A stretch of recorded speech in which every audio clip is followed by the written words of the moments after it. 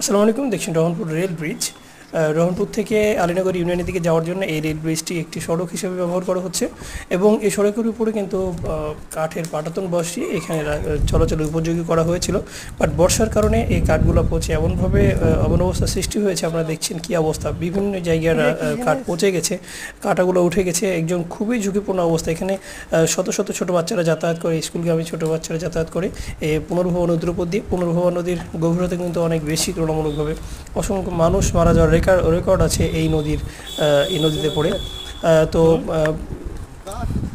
এই যখন অবস্থা, তারপরেও এই জায়গাটা সংস্কার হচ্ছে না এবং দেখছেন কাঠগুলা পচে নষ্ট হয়ে কোনো জায়গায় একেবারে কাঠ নাই, এরকম অসংখ্য দেখেন এই জায়গাটায় কাঠের সাথে যে কাঁটা লেগেছিল ওইটা এখন নেই, ভেঙে দূরে চলে গেছে। অর্থাৎ এখানে যে কেউ পা দিলেই নিচে পড়ে যাওয়ার সম্ভাবনা আছে। আমি নিজেও আসলে পড়তে পড়তে বেঁচে গেছি।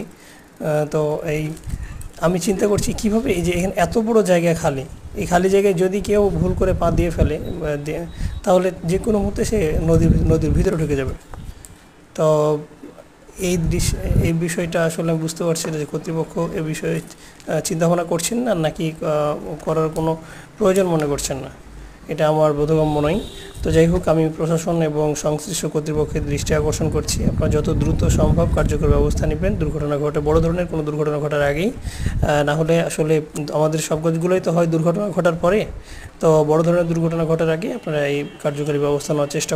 তো আমি আবারও সংশ্লিষ্ট কর্তৃপক্ষকে অনুরোধ করব, আপনারা দ্রুত ব্যবস্থা নেবেন। এখানে যারা ব্যক্তিত্ব আছেন, গুরুত্বপূর্ণ ব্যক্তি যারা এইসব বিষয়ে ভূমিকা পালন করতে পারবেন, তাদের প্রতি অনুরোধ আপনারা দ্রুত ব্যবস্থা গ্রহণ করবেন বড় ধরনের কোনো দুর্ঘটনা ঘটার আগেই। কারণ এখানে যে পরিমাণ কাঠ নষ্ট হয়েছে, যে কোনো মুহূর্তেই ধসে পড়তে পারে, নিজের অজান্তে ভালো কাঠগুলো যে কোনো মুহূর্তে ছুটে যেতে পারে।